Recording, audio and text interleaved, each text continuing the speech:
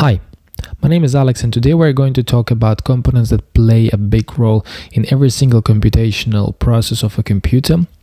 For the simplicity's sake, we're going to abstract ourselves from all the complexity and just talk about kind of like abstraction model of a computer. So every single computational process involves some input data, the process of it, and as a result it will give an output.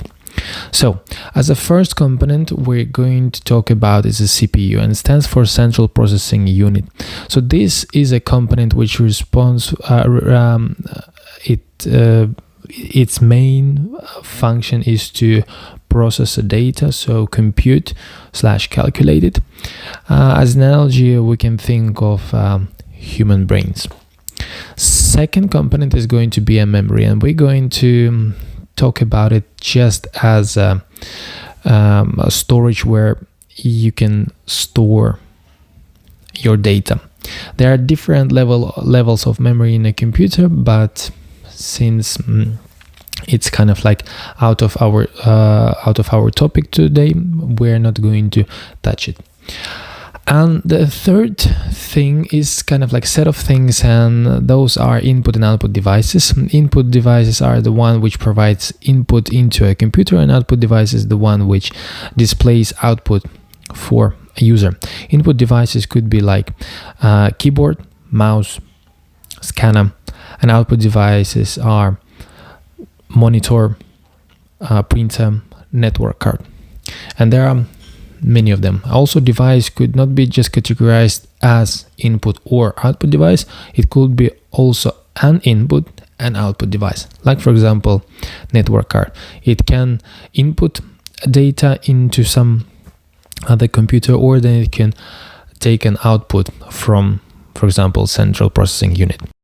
Okay, and let's go really quickly through the case scenario when you are inputting data through your keyboard and want to see the result on your display.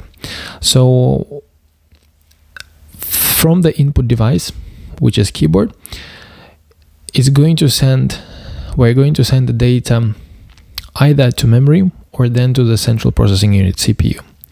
This depends on how big is our amount of data.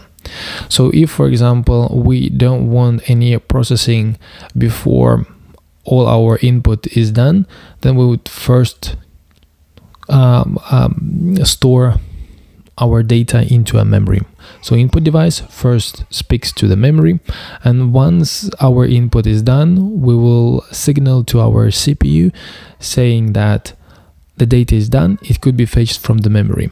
Then CPU will fetch it from the memory, make some computation as a result which has been done by that computation is going to be either go right away to the output device, or then first to the memory and then to the output device. Again, it depends on the amount of on the result, on the size of the result. If it's a big result, then probably it's better idea to first store it into the memory, and if it's a small result, then it could be right away be forwarded to an output device.